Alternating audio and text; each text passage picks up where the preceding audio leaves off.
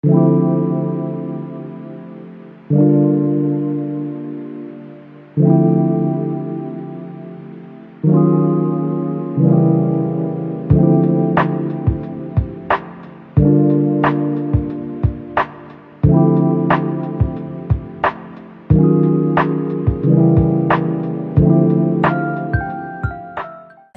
saya Ismail Husni, ya, udah tahu ya. Saya dari Unit Reaksi Cepat Badan Penanggulangan Bencana Daerah. Ya, unit reaksi cepat itu tugasnya 24 jam. Jam 1 malam ketika ada panggilan dari masyarakat, kita tetap jalan. Ada 4 jenis bencana di Indramayu. Yang pertama banjir, yang kedua cuaca ekstrim, kekeringan, ya. Terus kebakaran ada nggak? Gimana contohnya? Di Kempet ya,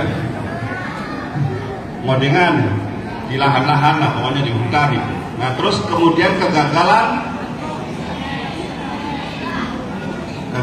teknologi, ya, pabrik kemarin 2000 berapa tuh di Pertamina.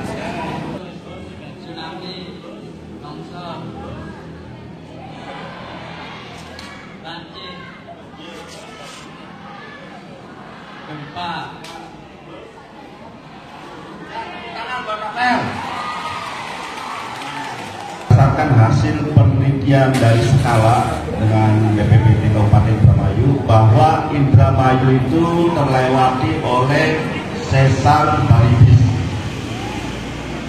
Sesar baribis itu titik episentrumnya ada di, ada yang tahu? Ada di daerah Sanca ya? Dekat nggak dengan Gambus? Berapa kilo? Waktu Cianjur gempa di Gambus kerasa nggak? Yakin nggak kerasa? Hah?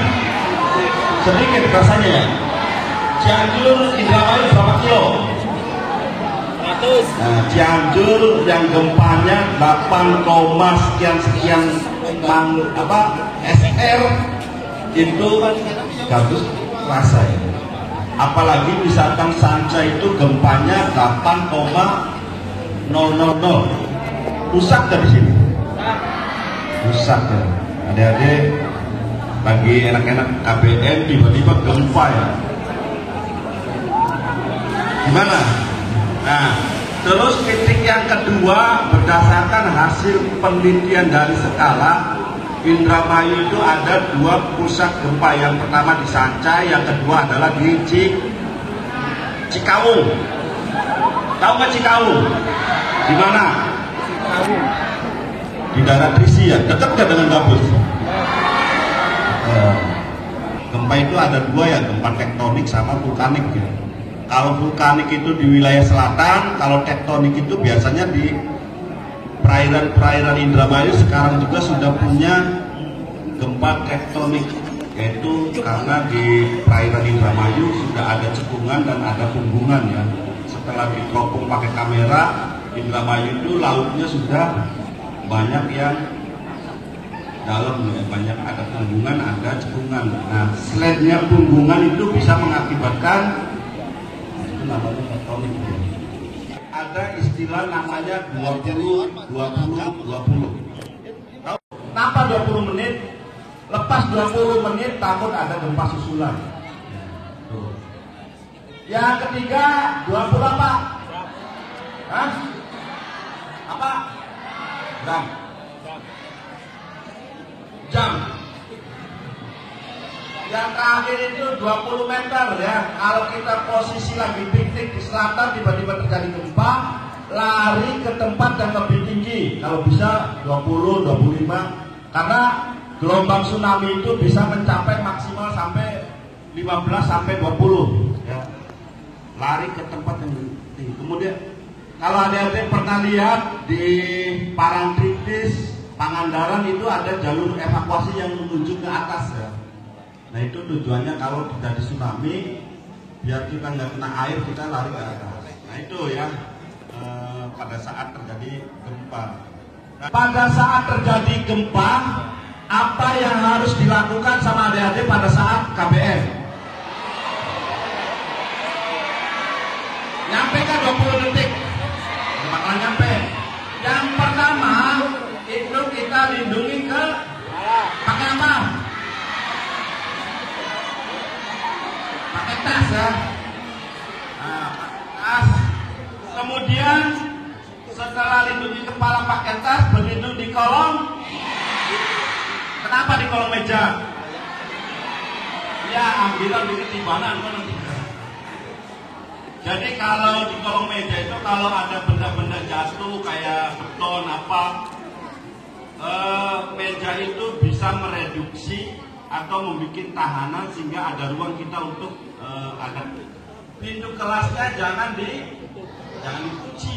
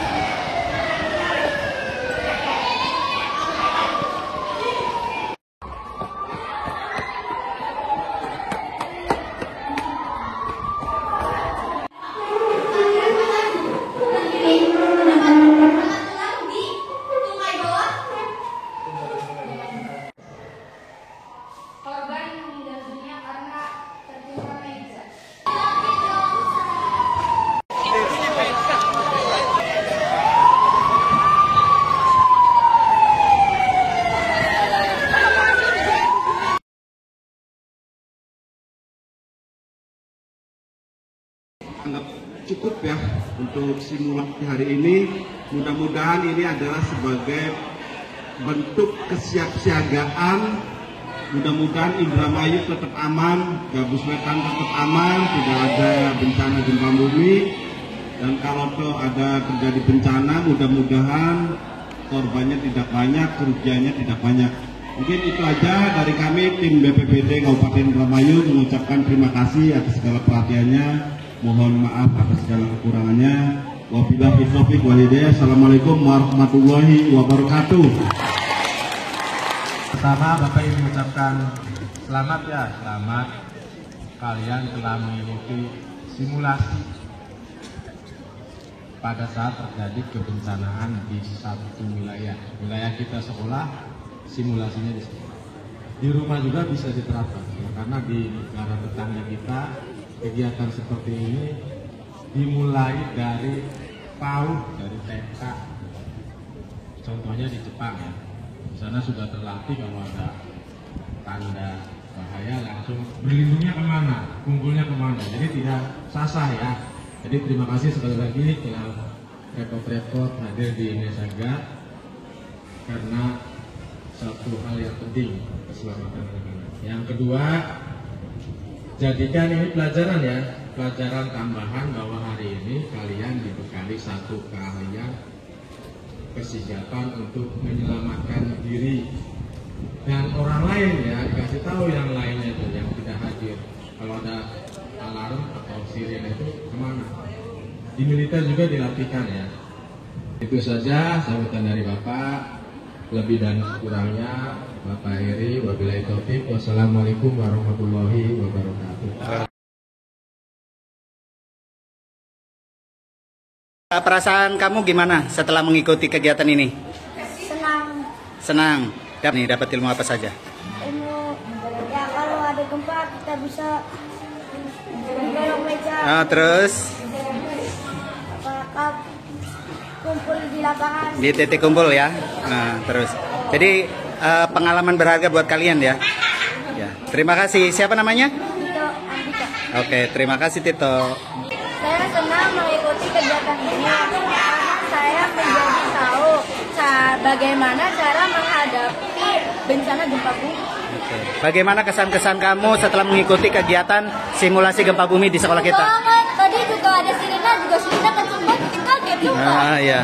Terus ada pelajaran nggak yang bisa didapat kamu selama? Jadi kalau gempa bumi tuh jadi bisa tahu gimana caranya buat mengatasi gempa bumi. Menyelamatkan diri ya? Iya. Menyelamatkan diri kalau terjadi gempa bumi. Jadi perasaan kamu senang nggak? Senang. Oke, terima kasih.